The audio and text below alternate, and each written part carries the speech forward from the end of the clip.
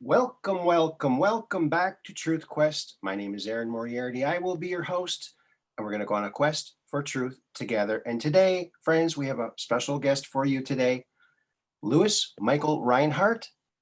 Louis, welcome to Truth Quest. Well, I'm happy to be here. Thank you very much for having me. Well, you're very, very welcome. You know, we've been friends on Facebook for quite a long time, and Yes. and I think a lot of people know you. You run a lot of the or all of Andrew D. Basiago's Facebook pages. Is that right? Yes. Yeah, since Andy has had his issue with his site, which I'm certain that it will be corrected, but anyway, in the meantime, he hasn't been able to respond on Facebook because he can't see well enough to do that, so yeah, I've taken on that responsibility, and with pleasure, so I'm monitoring Andy for president, Project Pegasus, Mars Anomaly Research Society, and I visit his own page to make sure everything's copacetic there. And also there are some associated groups of mine. I have TARS, which is Time Anomaly Research Society. And of course, that's a spinoff of Project Pegasus, which is a time travel group. And I have a group called ORS, which is Orb Anomaly Research Society. And and I have another one called CARS, which is COVID-19 Anomaly Research Society. Wow. So it's just, all of them are really just searching for the truth. So I'm doing that. So every morning I go in and monitor those groups, and of course throughout the day as necessary. Wow. So it's actually enjoyable for me. Well, thank you for your service. I mean, that's great, And I remember when Andy was running, I would message him on Facebook and he would answer it, and he would engage in conversation, and he would with everybody. So, Yes. it must be just really rough for him to be having this vision problem. Oh, it is, but what's really, really cool is that Andy has not let this get him down. Right. I'm here. He has written 7 books in the last 2 years through a scribe, so that is in and of itself is pretty amazing, besides all of the other research that he is doing. And he's continues to do interviews, and of course he's doing your show every week now, which is really, really awesome. It's really great to have a show where people can call in and ask him questions, and he, of course, Andy's happy to answer. Yeah. So, and yeah, that's something he said he missed, was the interaction with the people. So yeah, yes, when he asked me to do this, I said, oh yeah, definitely, anything to help, because really, when you're helping Andy, you're helping to bring the future that we all should be living right now. that's a good point. That's a good point, Aaron. You know, I must say that I agree with that. And I've been, it's well, I met Andy. I didn't meet him face to face, but online on January the 8th, 2009. So, and he published his paper, The Discovery of Life on Mars, on 12/12/08. So just a few weeks after he had published the paper, I happened to, serendipitously run into him, So anyway, I had trouble finding his paper. So what I did was I asked him, he got back to me immediately, and his kindness and his response was just the way he's always been. It's really pretty amazing, really a good person, and so he directed me to where I would find the paper, and I did, because I had just met Andy, and I'd been ufologist for like 40 years, but I never knew that Mars was inhabited. I just didn't, I thought that the Earth was just positioned just perfectly to harbor the life that it does, mm-hmm. great for us, but I had no idea so because I just didn't go into that part of it, with that understanding. And so anyway, I downloaded his paper, read it completely. I found everything he found and some. As a matter of fact, my wife she was rather intrigued, and she said, "Let me look." I said, "Go ahead." So on PIA 10214, which was the paper that Andy wrote his, I'm sorry, the image that Andy used when he wrote his paper. He spent a year doing that, by the way, and he used, and there really is, as he puts it, a treasure trove of anomalies and life forms all over that whole area of Husband Hill. So so anyway, the image that my wife found, I called it the Cape Guy.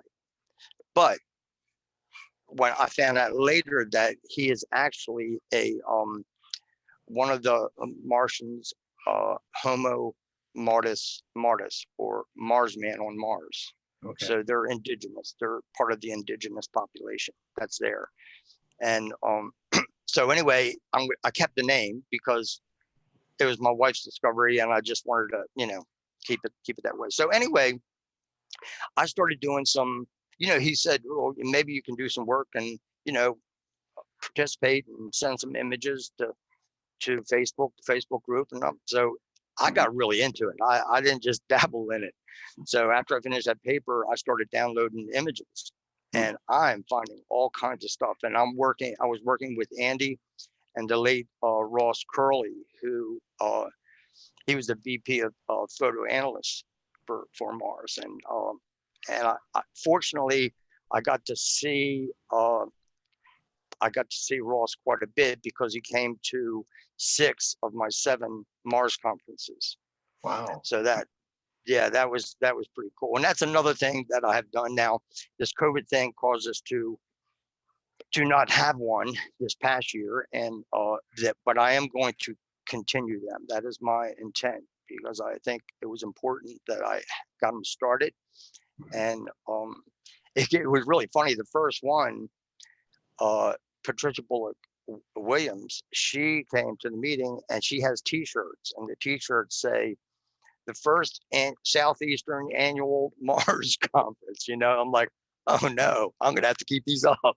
Of course I did. First annual. Yeah, the first annual. I'm like, oh geez. So anyway, biannual. Ooh. Of course I did that with pleasure, and I found a lot. I mean, I can't go into everything I found, but it's really amazing. What I found a lot of was large heads and faces, kind of. It's like terraformed. And what's interesting is they're seen for what they are from above. If you're on the ground, you can't tell what these things are unless they have something else that indicates to them what it is, But so they're flying in, and they're able to see the location that they need to go to, or the habitat that they need to go to. So I found that really interesting. And I found, just to get this part of this completed, I found a festival on Mars. Okay, now people can look at this. It's on. I don't hide anything. It's on my Facebook page. Just go into my photos and look it's like almost 40 of them, I think, of the festival on Mars. Now, so that was pretty amazing. There's actually a lady on there. She's kind of bulbous, and she has a black dress on. She's sitting on a bench. And the way I see it, the only thing that makes total sense to me is she's sitting in front of a piano, and she's playing, and she has a white like trim around her neck for her dress. And there's a I think it's a Homo Martis, but anyway, is in front of her like this. He's got his hand on his chest, and like someone would be singing. So I think that's what he was doing. And there's a clown, there's a whole bunch of things there. So anyway, what I did find, I found a shot of the same exact location in Victoria Crater, Cape Verde, by the way, to be more specific. I found a shot of the same area where nothing was there. There were no humanoids. There was no piano. She was playing too. The bar, I guess, it was outdoor thing. There was a like a horse head that would like be on a Viking ship or a dragon head. That, you know, that's was kind of the motif on the bar. You know, so it was really interesting. And there were tables and stuff like that around. So Mars is without a doubt inhabited. No question about it. There's so many interesting pictures of Mars. And the thing that really strikes me as odd is, so the rovers, they see something anomalous. They take a picture of it, okay? And then they go on their merry way. And then people like you and other people in Mars Anomaly Research Society, other people, they find these images that look like something. Oh, it looks like a rat. Oh, it looks like this. It looks like... They could very easily just loop back around, come back there and look at it again and say, look, oh, no, it's not a rat. See, it's 3 boulders aligned, or it's gone. So maybe it was a rat, you know. They could actually solve some of these it's not like I think they got like 5 rovers up there now, and they're all vastly exceeding their lifespan. So why they wouldn't gave they go ahead. Why wouldn't they do that? Just go back and look at these anomalies, you know, maybe they... Well, they are hiding. They're hiding. You know, they're hiding the fact that why they're doing that. I think their reasons run pretty deep as to why they're doing that. Just like the fact that there's predators on the planet, and that, I mean, Andy saw a couple of his jumpers be virtually bitten in half. Yeah. You know, but yeah, oh my, just to imagine him seeing that, that's insane. You know, and the thing is also, they are not like they show on TV, where a dinosaur comes and just ravages the whole place and eats everybody. You know, it doesn't work that way, because all they're doing is they're satisfying their hunger. So they're not, if they're going to get the one person in the group, they're going to eat that one person. They're not going to go and kill the others. It just doesn't happen that way. You know, so, and that's what makes sense to me, you know, too. That's more a logical way of thinking about it, you know. So, so he went through some really, really crazy stuff. And I also had the fortune of speaking to, that was good, of speaking to the late William Whitecrow, aka Paris. Great guy. I spoke to him a number of times, and in length. So this, matter of fact, speaking to him was what part of what spurred me to do this project, this presentation, the War in Heaven, because it doesn't seem like it fits, you know. But the fact is, it was on Mars. It was centered on Mars anyway. So the 2 things got me into it. I watched a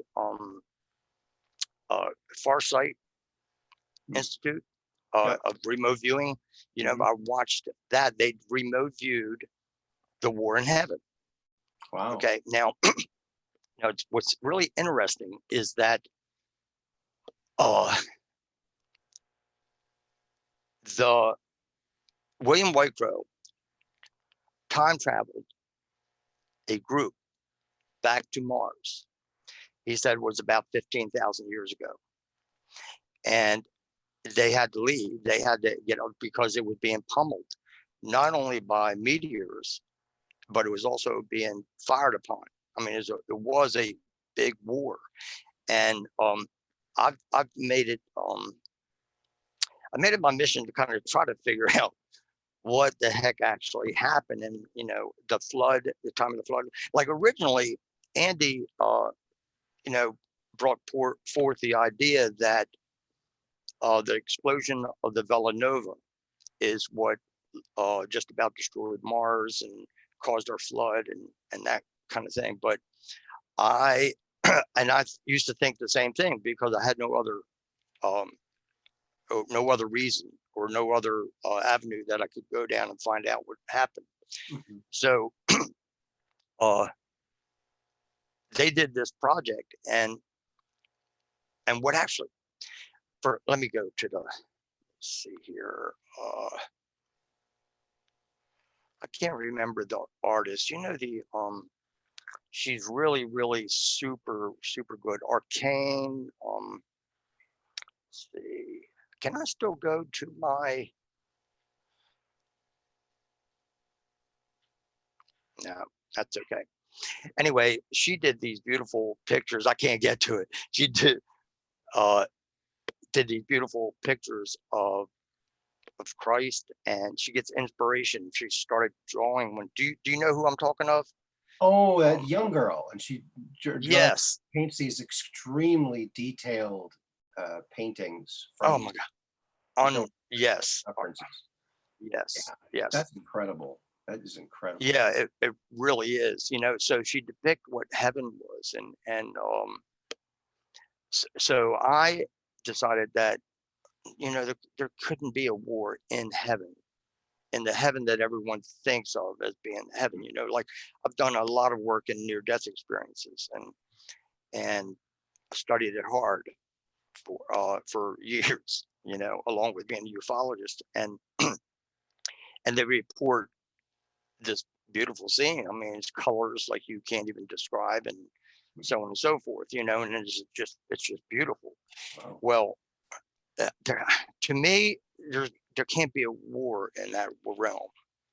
I don't see it, you know. So what it was the war in the heavens, you know, that was centered over Mars. And what happened, the way I figured it out, is that they had a ship like a Death Star on Star Wars that could actually destroy a planet. My guess is that is out there. There's, you know, I mean, it's feasible. Mhm. So I think that's what happened. Everyone wants to talk about the nuclear signature that's left on Mars, Mhm. but the reality is that a signature of a laser or that kind of a beam, a laser beam, leaves the same as a nuclear explosion would. And I found this out because I put this out there in the Mars group, and this one person said, I'll tell you what, let me check on this. My dad is an astrophysicist. I can't remember his name. I've got to actually search for that because that's, you know, support for what I'm saying. And he got back just a little while later and he said that dad said, yes, it would leave a laser beam or that kind of a, you know, explosion would leave a similar signature as a nuclear explosion would. Yeah. So, which I find really kind of, and anyway, they blew up Marduk, the planet, Yeah. you know, where the asteroid belt is. Right. Right. Yeah. Um, And that's why the one side of Mars, I mean, it is pummeled with craters all over it, where the other side hardly has any, you know, mhm. because it hit that side at that one time. So, and I think all of that debris, I believe there was fighting here also. The war was going on over Earth, and so I think it was between Mars was the center, then you had Marduk and Earth, and they were all involved in this. But our solar system must have had some kind of effects from this. All of it, probably the entire solar system, with the planet blowing up. You know. Well, I know that some archaeologists that have dug up some dinosaurs here on Earth, they found them to be highly radioactive, as if they were like bombed. And so much Mm-hmm. so they had to cover them in lead, and they were too radioactive to even put in a museum, so they had to make castings and everything else like. Wow. But yeah, so I didn't know. I didn't know of that. I didn't know of that. Anyway, there was very large beings too. There, Mars has beings everywhere from like a 1 inch tall mhm. to almost 40 feet tall. Wow. So yeah, I spoke to someone, William Stillings, Mhm. and he was there. It was a night run, he said, and he was sitting at a like a bench, but it was made of rock, and he was sitting there with what he said was his little buddy, and his buddy was only 12 inches tall, but Hmm. looked just like us. Wow. Looked just like us, yeah, but he was only 12 inches tall. I thought, I didn't discuss this with him, but I thought maybe that was actually something that was done intentionally to a lot of the beings, because they would need less Mhm. sustenance, you know. Sure. So, and but when he was sitting with him, this kind of gargoylish like individual who he estimated was around 20 feet tall, somewhere thereabouts. I can't remember these exact numbers, but I'm pretty sure it's close to that, 20 feet. And then he bounded over. He thought that William was bothering, he was messing with his buddy. Mm. So he runs over, he finds everything's okay. So he goes, and then Mm. uh, and he said, William said he had kind of a protrusion off of his face, kind of like a gargoylish type look. But he was huge. He was massive, big, muscular, And he saw another in the distance that he said he estimated it to be around 36 feet tall. Wow. Yeah. So when they say there's been giants, sure. I always think of that Gulliver's Travels, Mhm. because they had the little guys, they had the giants, that he was in the middle. It was, so I think that kind of stuff exists throughout our galaxy. Mhm. And a little tidbit of information regarding the dinosaurs. The Far Side also did a project on the annihilation of the dinosaurs. Okay. They looked at how they were before being annihilated and what happened after, during and after. So they looked at that, and it was kind of a somewhat peaceful setting. And from their work, they said that there were reptilians, but they were good reptilians, Mm. but they were virtually exterminated along with the others. So that's like kind of how it happened. Wow. That's, of course, when a lot of this stuff that I'm saying about the war in heaven is really somewhat guesswork. I mean, to a certain degree, you try to put as many facts together as you can, and Mhm. try to make it be logical as you can. Mhm. Uh, but it was well received when I did the presentation. So I think that is something that could be explored farther Mhm. or further. So. But that was, wow. That was a good. By the way, that was a very good um, meeting that we had. Conference that was Mhm. in Silver City, New Mexico.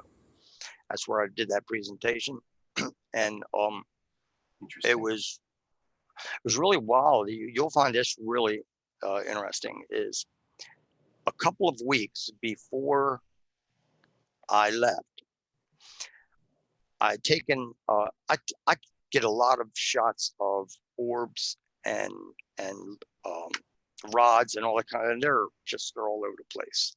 Wow. All you gotta do is just take some pictures, Mhm. But not everyone gets them. Not everyone, for some reason, they don't show up around everyone. It's just how it is, or maybe in different areas it's better, But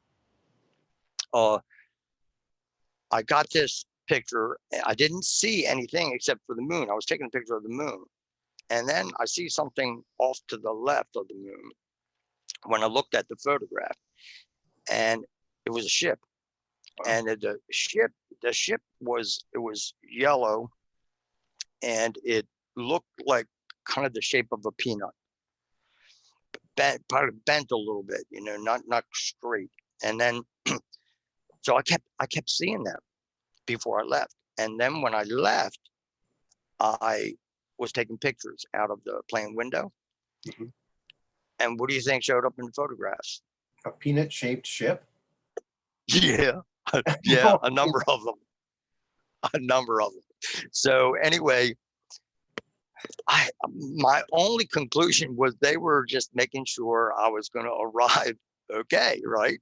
Wow. Arrive alive, So anyway, I get there and everything's cool. We do we're having the first day. I think I was the first speaker. Another one spoke, and then this guy in the audience, he said, "Listen, I really hate to interrupt you all." He said, "But you all are very blessed here." He said, "There is a very large ship here observing this whole thing, Wow. And he was just adamant about it, completely adamant about it. And others sensed it also. I didn't at that point in time. I didn't, but when do you know who Fernanda Valsa is? No, I don't. Oh, he's really cool. You got to check him out. Andy knows him. Okay. Yeah, he's into sustainability, homes that heat and cool themselves, that kind of stuff. He's pretty amazing. But he told me, they were, if we got something wrong, they snickered during during presentations, which I thought was pretty cool, So he said when we got something wrong, so it wasn't, we got a lot right, So anyway, so I go, well, day was over. I'm in bed. I wake up in the morning. Well, I didn't really wake up. I was in like kind of a half sleep somewhat, and but I see this image of this guy on a ship. He had green skin leaning towards the gray a little bit, but green skin. He was tall the way I saw him. His head was it was kind of bulbous, large. His eyes were a little larger than normal and more rounded. And it would look like some kind of a dignitary because, well, let me get this part in first. First, I'm like, wait a minute. Now I'm partial. Just let me know. Is this for real? Well, I'm laying on the left side. The whole right side of my body has a chill, and it was like split down the middle. It wasn't, normally you get a chill, you kind of get it all over, Well, this was just on one side. So just to let me know, okay, yes, we did show ourselves to you, So anyway, he had a purple garb on, long, like full body length, and the collar came up like right here behind his head, and it was trimmed in a gold all around the thing, all around the collar. And so I told Brett Collins Shepard, who is one of the presenters and actually helped get this thing organized, because I'm in Mobile and I needed people who were in Silver City, So anyway, he said, "That's the pilot." I'm like, okay. But I took it a little farther myself because I felt that he was more than just a pilot. I felt that he was the captain of the ship. He may have done the pilot duties, but he ran things, and those smaller ships, I believe, were just scout ships that were sent out. They knew this was happening and they knew what they were doing and they were going to attend. Wow. So yeah, I've been that's how my contact, people talk about being contactees where they've been abducted and whatnot, but to my knowledge, I have not been abducted, and I haven't had any strange marks. I have a strange birthmark, which is kind of weird. They told my mom that that when they had to use the forceps to pull me out, but I researched them, and they're all like tongs. They're all, like that. They close like that, right? They're not. They don't have little round things on them. I have a bald spot on the right side of my head, just above the ear, that is totally bald. It's about the size of a quarter. Now my hair covers it, but I don't think that is what happened. But I don't know what happened. Wow. But so I've had contact in different kind of ways. Like when I was in Tennessee, I started seeing these ships. It's the ones that I see now all the time. I mean, almost any given night I can go out and see them. They're in disguise. Now, what they actually are, I've told people that I thought that they were perhaps part or a faction of the Watchers, but I don't really know that. Yeah. They seem friendly. What happened was, it took me about 6 weeks of each time I went to bed when I lived in Tennessee I kept asking, show me what you look like, and I'd like to see the ships close up. So I'm in that twilight sleep again, and I am startled awake. I mean, sitting up in my bed awake, I see this image of the ship, and it's close. It's close up, and it's exactly like I saw it up there, except I didn't realize that. I thought it was just a ball, a light ship. But what it was like, imagine the center round, 4 nodules coming off on each end, like this and like that. And these touched each other. So you had this one and this one touching each other. So it was like an X. Okay, but it was all thick, but it was flashing the same colors that I see, which is red, yellow, blue, and green. And they're flashing those colors constantly. And I can get them to actually move for me. So anyway, so after I, said wow a few times, I lay back down, get into that same twilight sleep again. I'm startled awake again with the image of a female occupant. I see her from the lower part of her neck up, and she has stunning blue eyes. I mean, unlike most that you've seen, her eyes were a little larger than ours. But if you ran across her walking down the street or in the store or whatever, you would not think anything, except she was just beautiful. And her jawline was a little thin. Her hair was golden, but it was like she had just shaved her head and had been growing out for a couple of weeks. That's what it looked like. Had a peak on it. And then she had a bit of a smirk on her, like saying, okay, this is what we look like. So yeah, and then I this happened here. I was having an issue with a rash, and it was unexplained. I don't know what the heck it was, So anyway, this one night, I'm dreaming, but I'm not dreaming. I'm doing some astral stuff. So I am outside of the house, but it's not this house. And I see this ship, and the ship is, imagine 2 cones, one on top of the other, right? It was hovering, but the cones were not smooth. They were boxy. It was just like boxes, just all the way from one end to the other, even to the top. There was no point. And when I look at it, it's in between these 2 tall trees, and there's this ravine that I can't see the bottom of, but I can see the other side, and there's homes with lights on all over. Okay.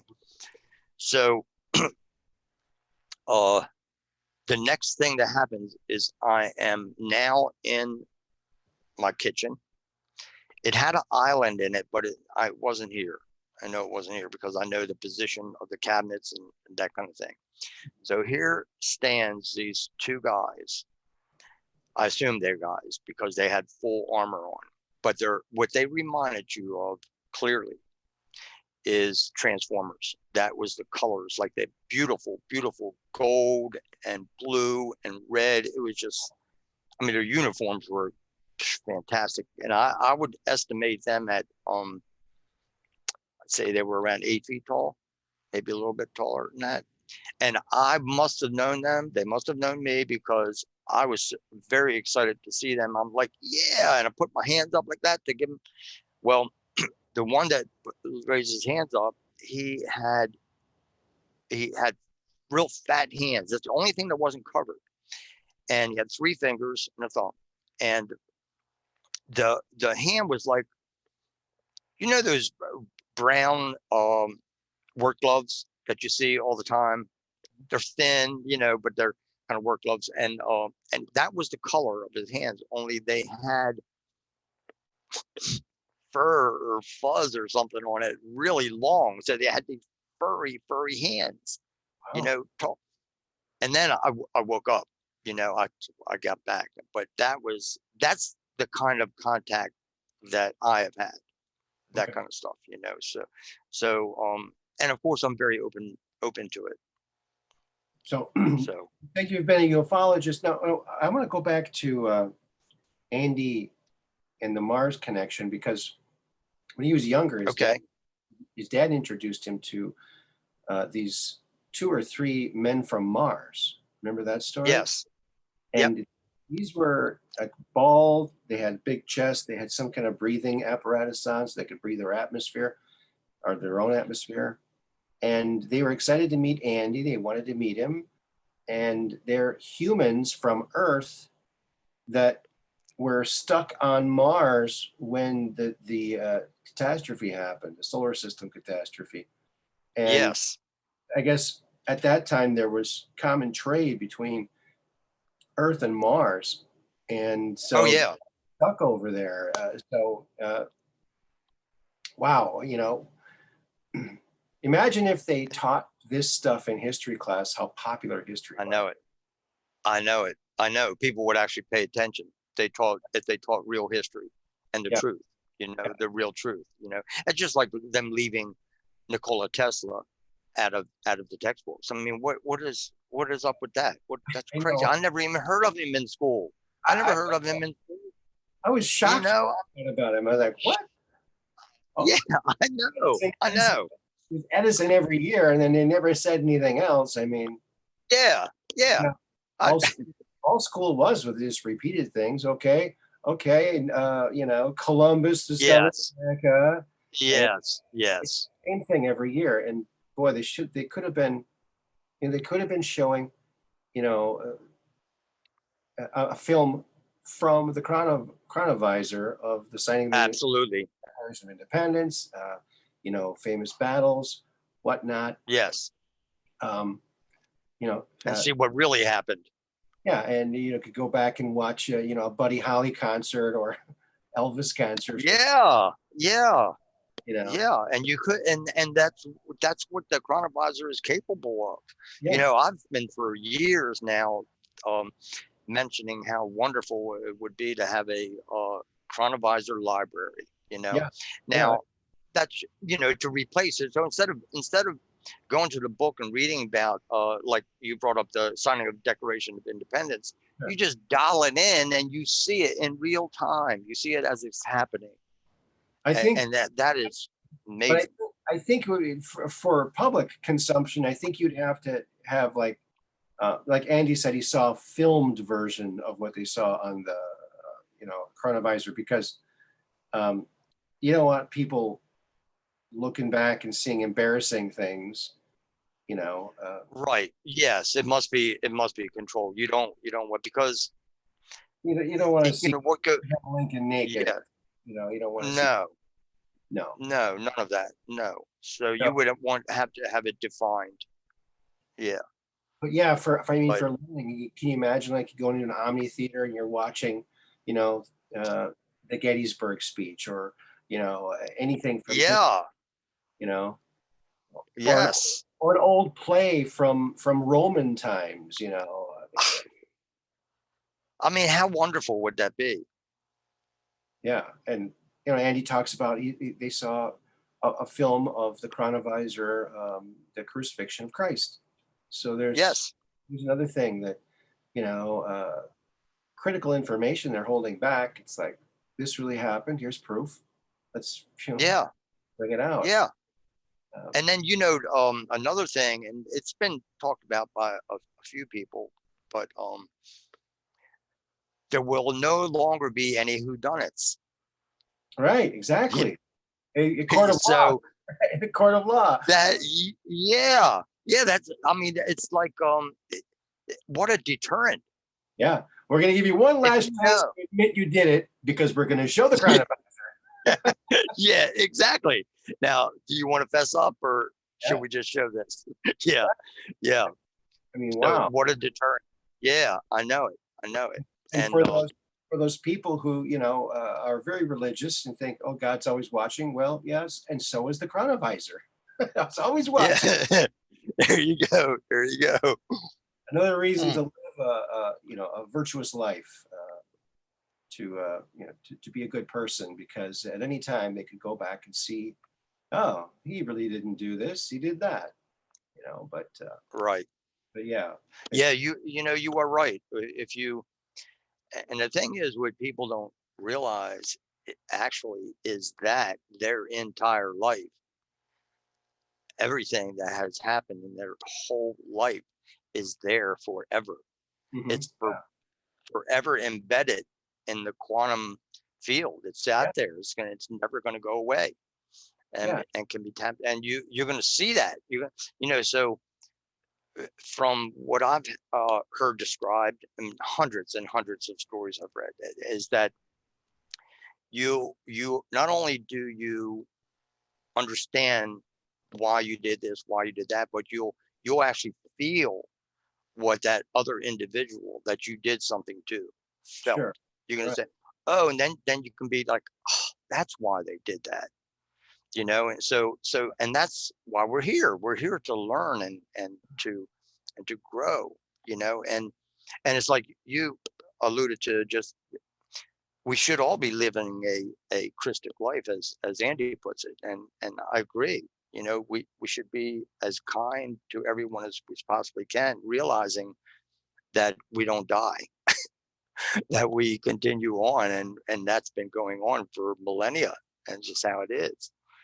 you yeah, know um it's so like, anyway, getting back to those two, the Martians he met, yeah, they were Homo Mars Terrace, or Earthman on Mars, and like you said, they were going, it was nothing to go from Egypt to go to Mars, right, and it's just the way it is. Of course, there's Egyptian artifacts all over planet wow, Mars. I mean, they're all over. From yeah, what I've seen, they're all over. And Andy found a sarcophagus that's in his original paper, wow, the Egyptian sarcophagus. I mean, it's amazing it made it through, but it wow. did. you, But it looks like the neck would break off. you know what, speaking of sarcophaguses and mummies, I heard something a long time ago, and I don't know how true it is, but apparently the very first industrial revolution, Yeah, what they used to fuel the very first European industrial revolution was burning mummies. They burned mummies. really. Yeah, I didn't. This is the first I've heard of that. yeah, isn't Oh, that weird? that's wild. There must have been a lot. Yes. There must have been a lot of them. But Yeah. I'm gonna check it out. yeah, look it Yeah. up. That sounds like something else to look at too, But yeah, so anyway, yeah, they were aware, those Martians were aware of Andy. They knew what he would be doing, Yeah, you yeah, know. interesting, huh? Yeah, yeah. And I also think that to me, it's obvious that the Martians in general want to be seen, because if they didn't, the rovers would have been destroyed long ago. Good point. Long ago. Yeah. Or, you know, or taken and used for its parts or whatever. But no, they want to be seen. Yeah. You know, the problem is with you know, NASA and you know, these JPL, they're making it difficult. They're trying to, when they don't have to. It's just like, I think now, I have no clue if this is true or not, but I would guess that they actually have video, that they can actually take video if they wanted to. And maybe they have, and that's just not public. Yeah. Maybe they have, but it's a facade anyway. It's really, to a large degree, that's what it is. Now, it's opened the door for us to get things figured out, but it's just like the shuttle program. It's just a facade, because we're so way beyond that, as we are the internal combustion engine. I mean, it's ridiculous. Yes. You know, now check out this story. You're gonna, because I just mentioned that, you're gonna like this. I was a hearing aid specialist for 18 years, and I was testing this guy's hearing. This was in Maryland, and I always talk to the patients, you know, regardless whether they decided to get hearing aids or not. Didn't, you know, it's up to them. But anyway, yeah, you know how often I've heard that. You know, so anyway, I was telling him, at the time, my wife and I were living on a boat, which was really awesome. That was great. Wow. Yeah, it was a lot of fun. We had a 38-foot Chris Craft that we lived on. Yeah. And anyway, this guy said, "Do you want to hear a story?" I said, "Yeah." So now, he owned a place in an area called Delaney Valley in Maryland, and that is a ritzy place. Even the little homes with a little bit of property are way up there, you know. But there's $1 million homes all over the place out there.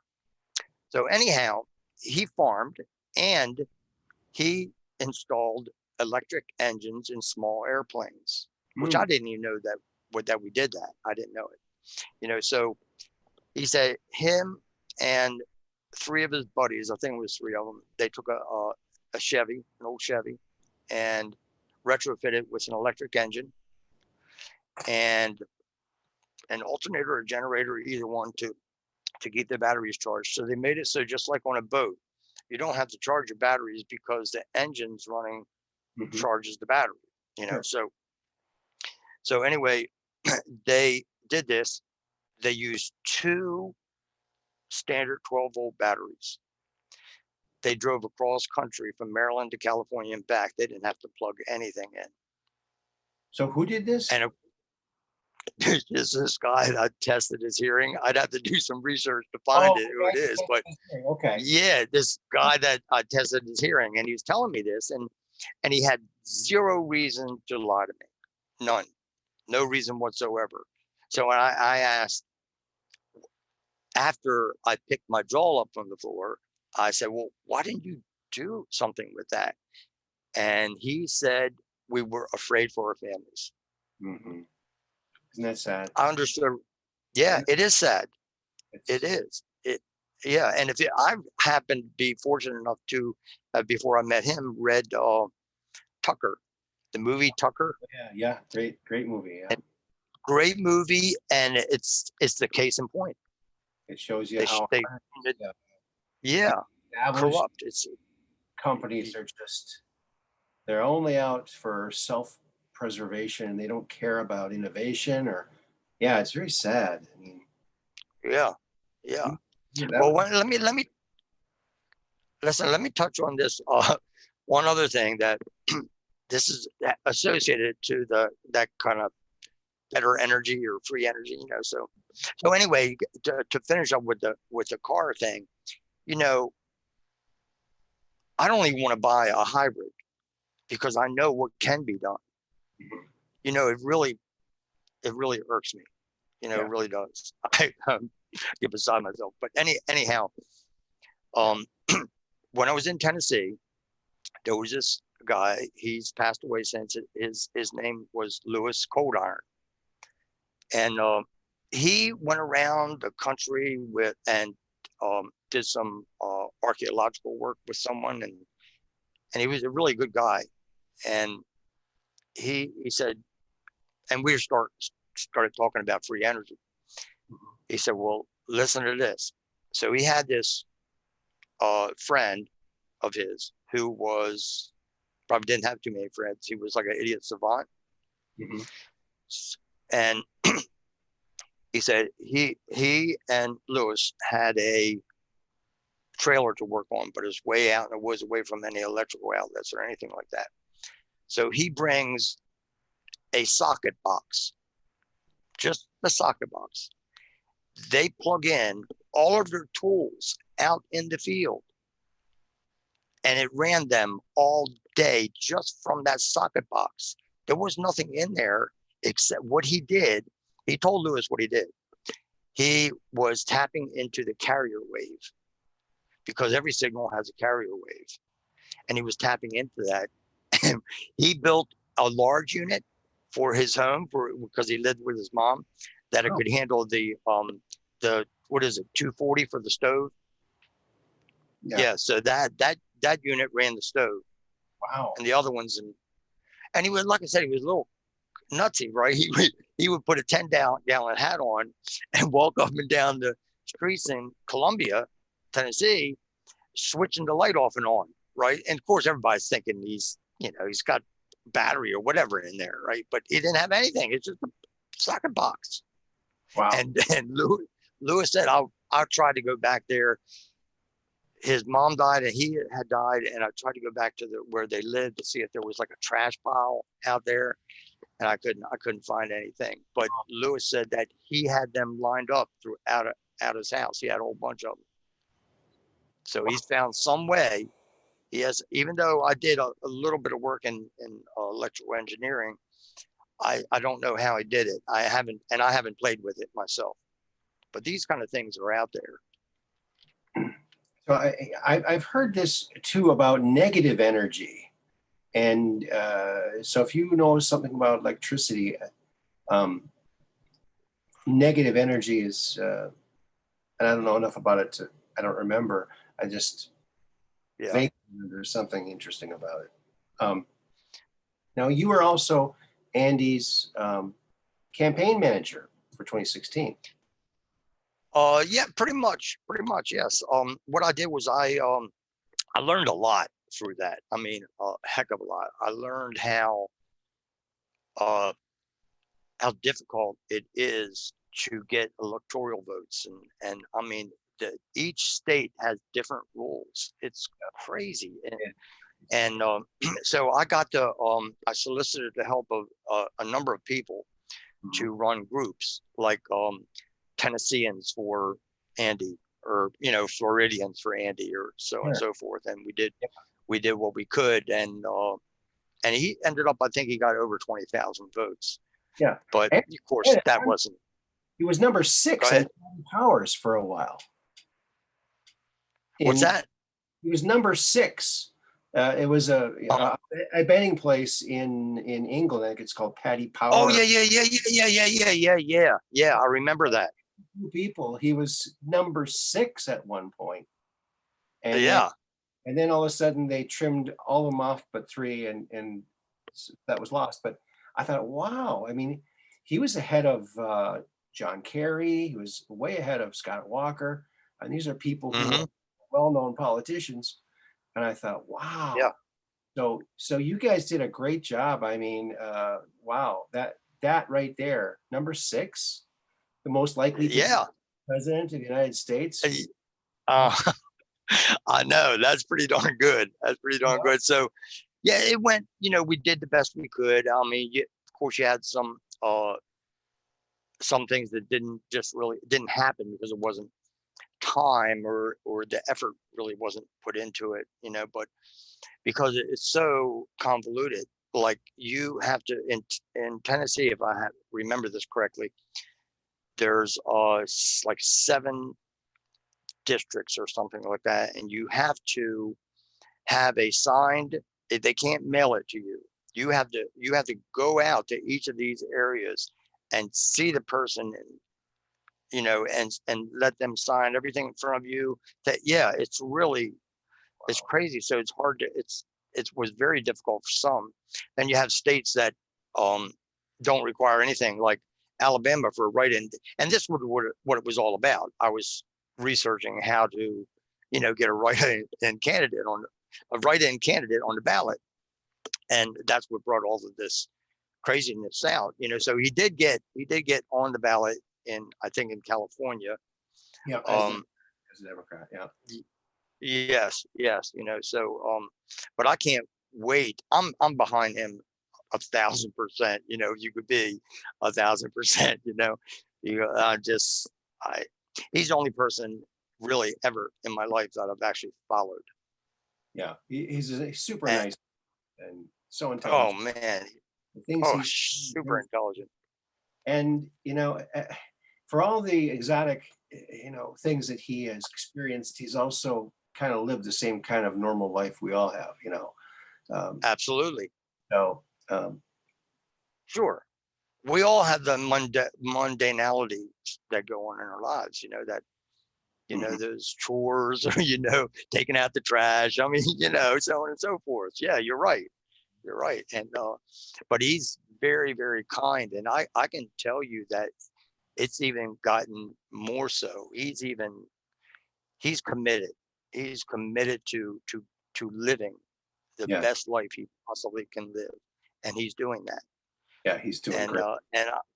and I'm trying to do my best at it also, because, of course I value what I'm doing with him, for him. And he has helped me a lot.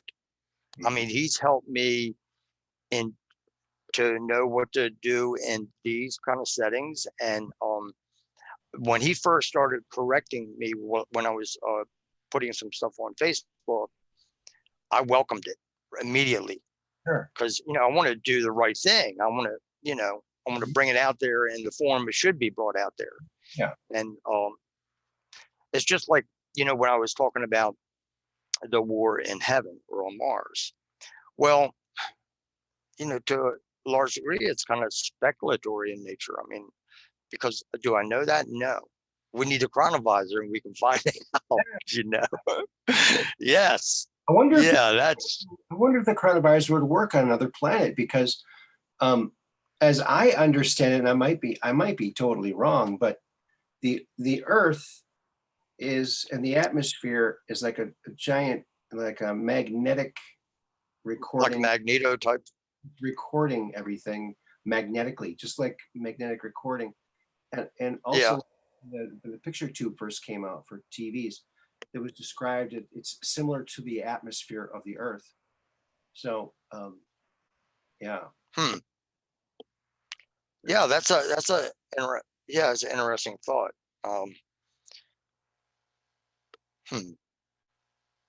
I'm sorry, it just made me think for a minute there. Maybe a chronovisor would not work on another planet from here, because it's a different magnetic recording apparatus, possibly, if that's what? Who knows? I don't know. I don't know. But if I were to guess, I would say that it can be. Could be. Because I mean, if they have the technology to dial in to that place, I'm working with someone that was moved across timelines by intent. Okay. So I mean, I don't know, because that's all. It's not really contained here, because timelines are separate and individual from each other. Right. And Andy described it, if it was in 12-point type, right, it would stretch for 350 million miles. Wow. I'm pretty sure that's how it is said. But to me, that's virtually infinite. I mean, that's a lot of timelines. So, and I've had a number of timeline shifts myself. Yeah. I've had explain one. Well, This is Sure. The first one was I was in Tennessee, and we had a dog fence that went around the about 5 acres of our property. That was the time, but it was like a wire, had some conduit on it, and it just gave a mild shock to the dog. He had a collar on it if he was going to approach it. So you could set the approach distance too. You know, if you wanted to keep him 3 feet away from there, then you can set it for that. So, and we had an alarm inside. Now, this particular part of the wire was not buried because some of the rock was like, it was impossible to dig through. When I put up the deck, digging those post holes, it was really wild. So anyway, we had a water main break right out in front of the property, and because a lot of them were breaking that particular year, they couldn't get to us right away. It took 3 days, but we're awake. But then we hear the alarm go off on the dog fence, and whenever there was a break, it would go off. The alarm would go off. So we look outside, and there's the guys from the county doing the work, and they're patting it down, that big triangle-like thing that they pat everything down with. So we go out. They leave. One piece of the wire, if I'm facing the road, one piece of the wire to my left was laying on the top of the ground with the copper wire showing and the yellow conduit right behind it. And there's probably maybe 4 inches of copper wire. The other end was buried. So while my wife was out there, I grabbed the wire, wrapped it around my hand, and pull it out. It was a little tough to pull out, but it pulled out. And when I matched it up to the other wire, it matched it. So I would not need an extra piece of wire. So I said, well, honey, I got to go in and get a knife and tape. So we both walked back in. I just walked back out myself. And I'm kind of in shock because the wire that I just pulled out is buried again. Wow. But this time it's buried in about 3 feet in towards the house more, and a little bit to the left. Okay. So the first thing I did was I went in the house, and I'm like, Patricia, she's like, what happened out there? Tell me. She, what do you mean? I said, I want you to tell me from the time they left, what all happened. And she did. I said, well, guess what? She said, well, what? I said, a wire is buried again. She said, no. I was like, yeah, it is. So this time I go out to pull it up, and it's really difficult. And I think it breaks. So when I go to match it up to the wire, to the other piece of wire, it wouldn't match up. I had to get another piece of wire to put in between. Wow. You know, so that is that's an example of timelines that are very, very close to each other. Very close. I mean, I didn't notice anything else that was different. Not a thing. Wow. Except for that, you know. And my wife, she's she's pretty level-headed and just got her feet firmly on the ground. You know, she would try to always figure out, like, something else could have happened. You know, this might have happened or whatever, you know, but no, I know it because I saw it, I experienced it. Wow. So I can tell you this wasn't a timeline. This was things can get lost, and you can't find them. You don't know where they are and whatever, you know. So we're packing to leave. We're packing to leave from Tennessee to Mobile, Alabama. I'm sitting at my computer desk chair, and my wife's sitting on the bed. We have just very little room in between us, and we're just going through papers and deciding what we'll keep, what we'll get rid of. And we hear something hit the floor.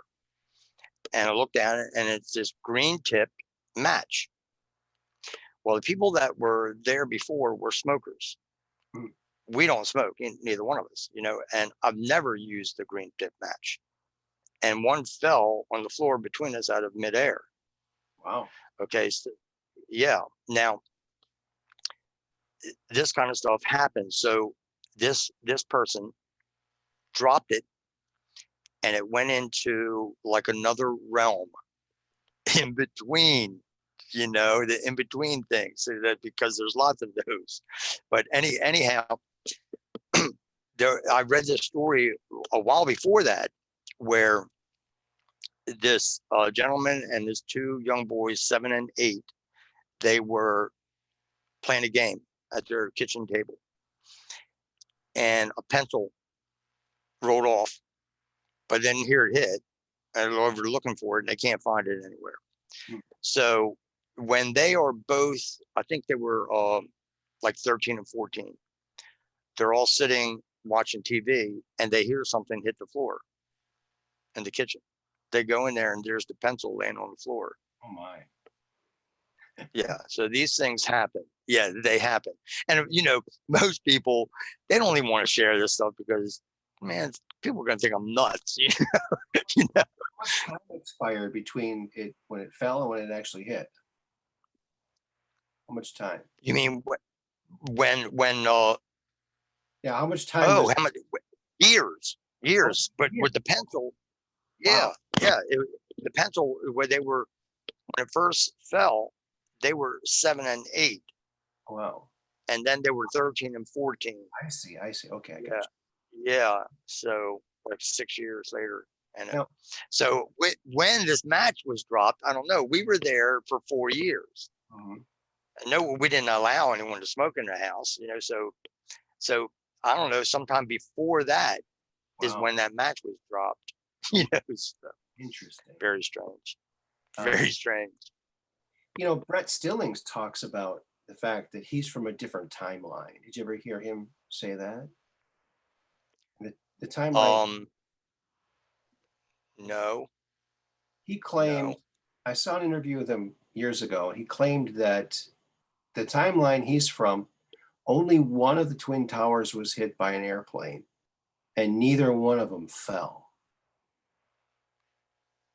So he comes I from could, a huh? timeline where only one of them was hit, and then the other one didn't. None of them fell.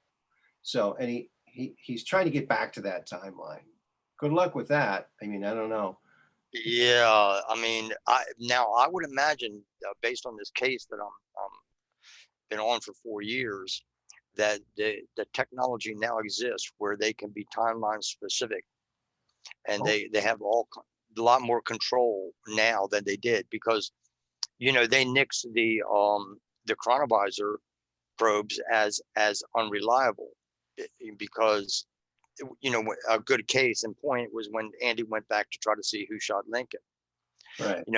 But each time he went back, something was a little bit different. Mhm. Like one time behind a ticket booth, it'd be the father and son. Another time it'd just be the father. Another time it'd just be the son. So, but at this point, I think, I mean, because that was a long time ago. At this point, I would think that they have that fixed. They've got the bugs worked out. Wow. So yeah, I mean, that's what I think.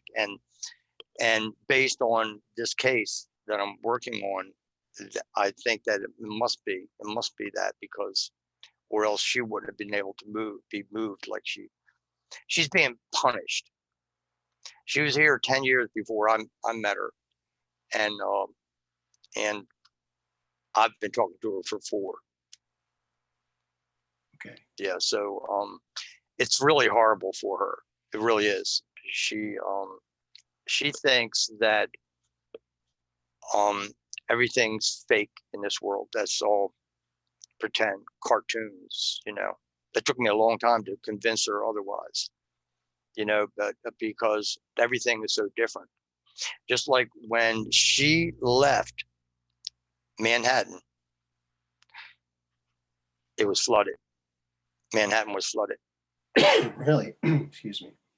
Yeah. Wow. Now, so you're looking at 14 years ago on her timeline, on the timeline she came from. Wow. Yeah. So I would venture to say that they have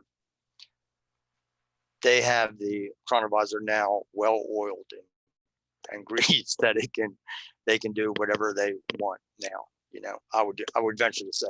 I don't know that, but that's what makes the most sense to me. So it's really odd. These, you know, like there's like what I've identified as a blip slip, where they slip maybe into another time, but it's real quick. It's fast. It just happens, and then they're like startled, and then it goes away. You know, there's all kind of cases where, you know, people have the one that she actually tried to contact this lady. Her last name is Garcia, and she woke up. I don't know if you know the story or not, but she woke up to different color sheets that were on her bed, and she thought, well, yeah, and a different do you know job. this? A different job when she went. Yeah. Yes. Yeah, you know that. Yes. Yeah. So that one. Boyfriend, or you know, she was back with her old boyfriend, and her new boyfriend didn't know her. Yes. Yeah. Yes. You know, yeah, that is. there might be a clue to some of this in Andy's testimony, because remember the plasma confinement that Dr. Yes. Colgate developed. These Right. radioactive balls of plasma. So you walk into the radioactive plasma, and you wormhole back to the past, to that event. Right. Well, maybe there's like, you know, radon or some other kind of natural radiation, you know, coming up in that portion of the earth, and that person gets transported to another timeline. Yeah. Yeah, Naturally. that could very well be. I remember when I first began looking into it, it was seemed to be attached to emotions to a certain degree, but none of mine have been that I can, you know, I've had like 4 or 5 of timeline shifts, you know, and but there it hasn't been major shifts where I've seen, like the last one I had. This was really wild. I was bringing my boat in. I've been crabbing, but I didn't bring enough water out with me. And I was just, I mean, the pier where I launched from is right there. You know, I could see it's in sight. So I ran over there real quick. They have a little shack there with some bait and drinks. So, but when I'm getting out of the boat, I see this guy. He backs up his boat to a parking place. He gets out, and he's taking it off. He's taking the boat off of his trailer. I'm sorry, the boat off of his truck. Okay. So I walk over it took me maybe 2.5 minutes to walk over to this little shack and get a drink, come back. When I'm on my way back, it's not there anymore. The boat's not there. Your boat? There's no way. Why would you? No, his boat, that guy's boat. Wow. His boat was no longer there. So I'm like, okay, well, let me reason this out. Why would he pull the boat in there, park it, get out, take it off the trailer, only to put it back on again and leave? He wouldn't. You wouldn't. Generally, you wouldn't, you know?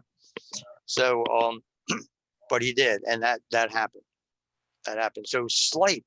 It's just like sometimes timelines are so unnoticeable, as far as being very similar to the one you're on. Like I have this yellow shirt on today, right? Mm-hmm. Well, on another timeline, I'm doing the same thing, but the shirt is green. That's the only difference, you know. Then of course you have the dramatic change ones, you know, that are really, there are catastrophic timelines and there are positive timelines and everything in between. Yeah. You know, whatever you can possibly imagine as a scenario. So folks, when you watch this again or share it to your friends, if he's wearing a different colored shirt, then we I like that. I like that. So Yeah. You've been a ufologist for 40 years. Now, is there a UFO case that you think should get more attention than it has, or like a favorite kind of case that you? I have two favorites. One, it was Dr. Raymond Fowler. He did, I think it's like 5 books on the Betty Andresian affair. Oh yeah. I think it's called the Andresian affair. Well, at the time, we didn't have the internet. I'm reading these things, and they were really, really good. I mean, Little people. I've forgotten. Little Yeah, oh, it's like unreal. It's unbelievable. So anyhow, that case really intrigued me, and the case that Whitley Strieber has brought forth, Okay. Communion. His first book was Communion. Well, I've read everything he's put out besides that. Yeah, there you go. There you go. Yeah, and I used to have a shirt. I remember when I got membership, they were giving a shirt like that had that on it, But that thing I've worn it to the ground. Yeah, but excellent book, and he's a really brilliant writer. You know what? He's a very good writer. About the Andreessen affair is I knew someone years ago, and he's sadly passed away since, but he gave me a bunch of books to read on the UFO subject that he'd collected over the years. He was just cleaning out his stuff. And I think there were 2 books in there on the Andreessen affair. And the really interesting thing about that is one of the Andreessens was an artist, and they drew all these beautiful pictures of what they were experiencing with these little teeny aliens and little kid aliens, isn't it, or something like that? But yeah, that I think that I gotta agree. That's a good one. That is a great one, and nobody's talking. Yes, Nobody's talking about that.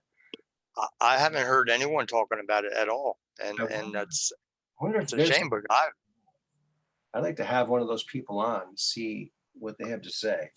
That'd be great. I don't know. I do know that the mother and the daughter and the granddaughter were all involved. So I would imagine their whole family was involved to a certain degree. I mean, but that's the only ones that they highlighted, and he did a very thorough job in his investigation. Yeah. To the point even where she was taken to show and shown the one. She was taken to the one. I mean,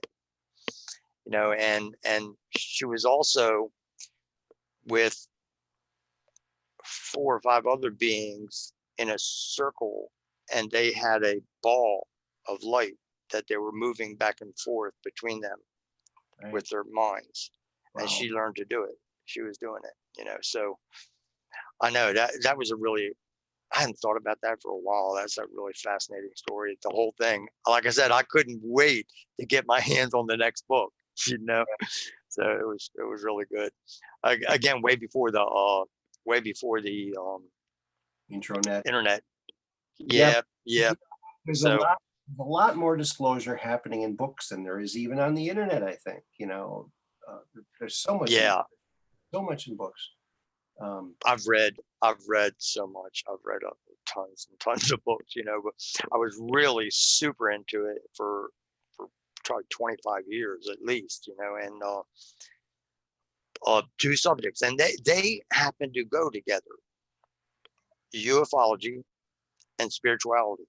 Yes, they really do. And the truth is, everything has some spiritual connotation to it, and everything's alive. Everything's alive, and trying to be really interesting. I thought this was, I can't remember where I got this, but basically, but it really hit home with me that all living entities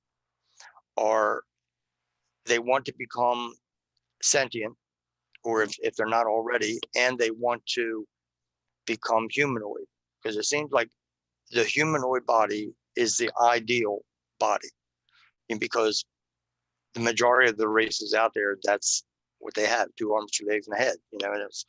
So it must be the ideal that they look for, to try to get. And even the plants, even the rocks, it's all living. it's all energy anyway, you know. It's all, everything is, as Nikola Tesla said, you know, everything, vibration and energy. Yeah. I just read a story about him. Can't remember who put this out there, but he had this device where he was trying to match the vibration of something in it. But anyway, he ended up matching the vibration of a number of things around him. I know I don't have this exactly right. And they started to destruct. They were, they were going down. So the story says he smashed it, you know, and got rid of it, you know. And there was a report that someone did this to a bridge, that whatever this vibration was, that it didn't affect the bridge in its entirety, but what it did affect was all of the joining plates that held each of the I-beams together. They disintegrated, and the bridge fell away. Wow. You know, so yeah, interesting. So And I spent, I couldn't, when I first started reading, I began reading novels, but I got tired of it really, really quick, because I was out to just see what the truth is about things out there, you know. And I've loved it all along the way. And I've always, you know, my dad, he thought I was a little crazy, you know, but that's okay. Dear dad, he's gone. Yep. But anyway, I used to draw the gray alien heads all the time. We'd go over and play cards. I'd be having to drawing them all over, you know. wow. And I've really always known. I just have always known that we are not alone, and we never have been. I've always known that. Yeah, It's it's just, a comforting thing, that thinking that we're not alone too. You know, it's very comforting to me to think that we're not I alone. must agree. I must agree. It makes me feel actually good. Makes Yeah, me feel more relaxed, and you know, exactly. when you combine, and when you combine that with the knowledge that you literally don't die, your body dies, and you'll Right. be back. You know, so whether here or another planet or whatever. This is interesting. I did bring this out before, but I did this. Do you know the Andromeda Council, Tolek of the I, Andromeda Council? no, I don't know that Okay. person. Okay. He started bringing information out, I think in 2011, I believe that's when it was. Okay. And there's I think it's 12 biospheres that are out there, and they're close. And there's a chief medical officer on one of them. Her name is Azar, and she has access to the Akashic records. Okay, now I've been following Tolek for a long time, so I trust what he says. I think he's on the up and up. So his sister's name is Odana, and that actually, it's not his sister here, but it was his sister on his home planet of Dakota in the Taigeta star system, which is where I came from. And that was told to me about Adana. You can go in, you can get it's not a reading. It's they access the Akashic records, and they tell you something in brief about who you were, how tall you were. Like I was 7'10", and Indian, like an Indian type skin, and long blue-black hair with a big ponytail and a piece of leather in the back of it. And I had let's see, two sons, one daughter, and I was named, or am on my own planet, the senior spiritual warrior and spirit dancer around the sacred fire, which is kind of interesting. Okay, now what I'm going to do is I'm going to connect the dots a little bit here with the warrior thing. Back in, I think it was 2014, someone online offered up doing a couple free readings. So I get her name is Becky Musto, She lives out in California. And so I accepted. It took her a couple of weeks before she has to like tune in, you know. So she gives me this report, and I'm just going to make a long story short here, but she gives me this report that basically says that I'm a warrior and that she saw me going into battle. She showed me a horse. She said everyone wanted to go my way because now this was a standard reading, and everyone wanted to go with me because I always won. You know, I was some type of strategist, you know, through these lives that she saw me in. A year later to one day, I'm in West Virginia visiting my son, and we went to this little place called Maggie's. And the girl behind her, I never met her before. As soon as I walk up to the counter, she's like, this is a little tiny bar. I mean, when I say tiny, it had, at the bar, I think you could put 4 people. Okay. You know, really, really tiny. So anyway, she starts telling me, she goes, oh, you've been around for a long time. And she goes, oh, you got Indian in you? I said, yeah. She said, oh, she said, yeah, you were an Indian. No, you were the chief. You were the chief of this tribe. So I'm like, what are you doing? She said, well, I do readings. I do palm readings and stuff, and they let me do it here. I'm like, how much? She says, $10. I'm like, can't beat that, right? So I put out my hand. Well, she goes into other details all about me being a warrior. Wow. You know, so and then Adana, as part of the Andromeda Council, she didn't know anything about that at all. Not one thing. You know, she just did it. And it turns out that on my home planet, I'm supposed to be this warrior, right? Which I might be a spiritual warrior now. I definitely am not going into any battles. I think I've had enough of that. But okay, and I'll tell you one thing, because I just find it fascinating. I had just this woman. She actually is getting together a thing where she's trying to help people advance in any way she can with the essential oils and all the whole thing. And she does regression therapy. So I did some regression therapy with her, and I'll tell you just one case. And what happened was, after, you know, she got me into that state, hypnotic state, she asked me what I saw. I said, she said, do you see yourself? I'm like, yeah. I said, can you describe what you're wearing? I told her I was on the front of a boat with my one leg up on a seat, like you see in the old Revolutionary War type stuff, right? And that's what he had on. He had a triangle hat and a dark coat with gold epaulets and stuff like that. And I sensed, I didn't see him, but I sensed there was a flotilla behind him. He was the lead boat, and they were going up this river. So she asked me my age, and then, you know, a couple other things like that. And she says, do you know what your name is? And I said right away, I said, John Paul. So, okay.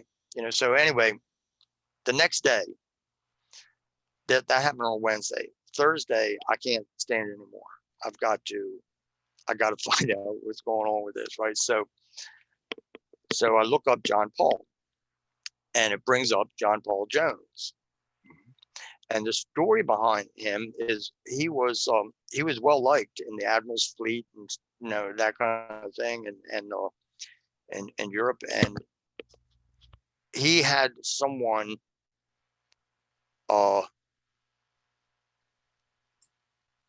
who was mutinous.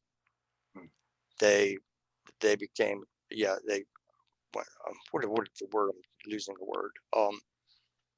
Anyway, they were mutinous, and he went after him. And he didn't expect any altercation. He just was going to bring him back to, you know, to get justice. Well, the guy turned on him. They fought, and John Paul killed the guy. Yeah. Turned out the guy was a part of an elite family. So John Paul did not think he would get a fair trial in the Apple's court. So he left everything behind and came to America and took on the last name of Jones. Interesting. So I was John Paul Jones That's in that pretty, life. that's pretty Yeah. cool. Is it?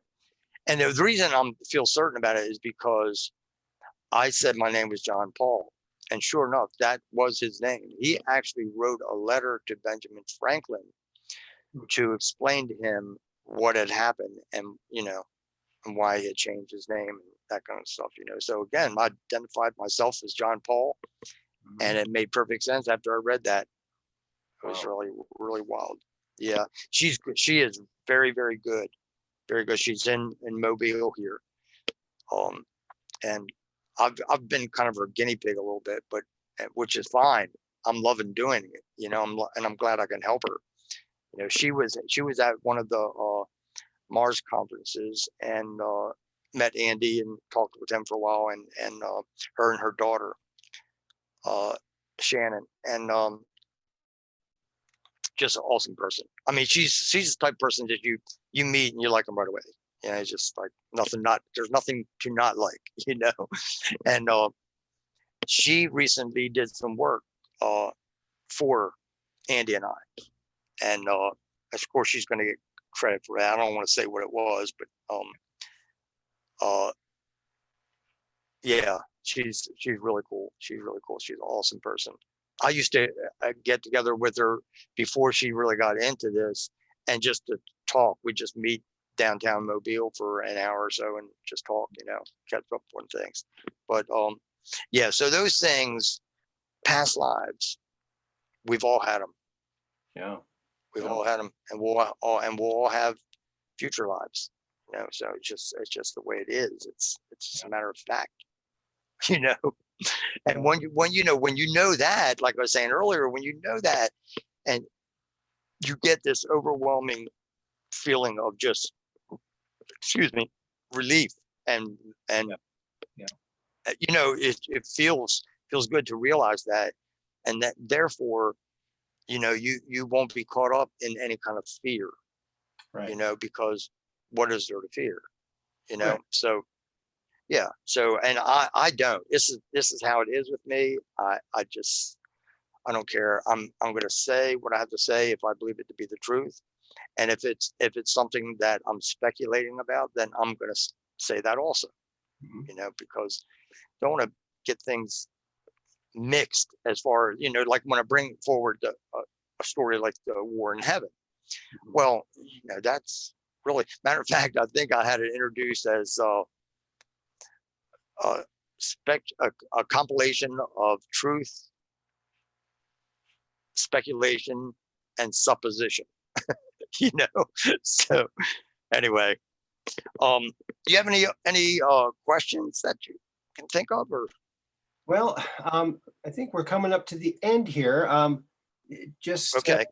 I want to remind everybody, and I thank you very much for calling in on our last show on Sundays. We're doing a show every Oh Sunday. yes. Every Sunday, right here. It's called The Quest for Truth with Andrew D. Basiago.